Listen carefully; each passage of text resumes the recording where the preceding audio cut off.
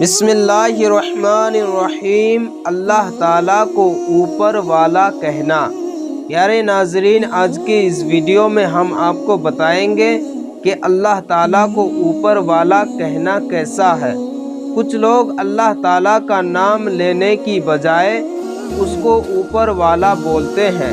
یہ نہایت غلط بات ہے، بلکہ اگر یہ عقیدہ رکھ کر یہ لفظ بولے کہ اللہ تعالیٰ اوپر ہے تو یہ کفر ہے، کیونکہ اللہ کی ذات اوپر نیچے آگے پیچھے دائیں بائیں تمام سمتوں ہر مکان ہر زمان سے پاک ہے، برتر و بالا ہے۔ ان سب جہات یعنی سمتوں پورب پچھم اتر دکھن، اوپر نیچے دائیں بائیں آگے پیچھے زمان و مکان کو اسی نے پیدا کیا ہے۔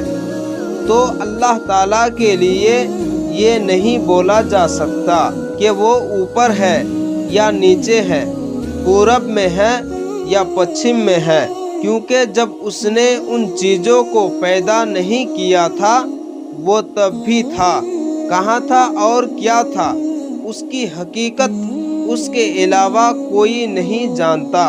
اگر کوئی کہے کہ اللہ تعالیٰ عرش پر ہے تو اس سے یہ پوچھا جائے کہ جب اس نے عرش کو پیدا نہیں کیا تھا تو وہ کہاں تھا۔ یوں ہی اگر کوئی کہے کہ اللہ تعالیٰ اوپر ہے تو اس سے پوچھا جائے کہ اوپر کو پیدا کرنے سے پہلے وہ کہاں تھا۔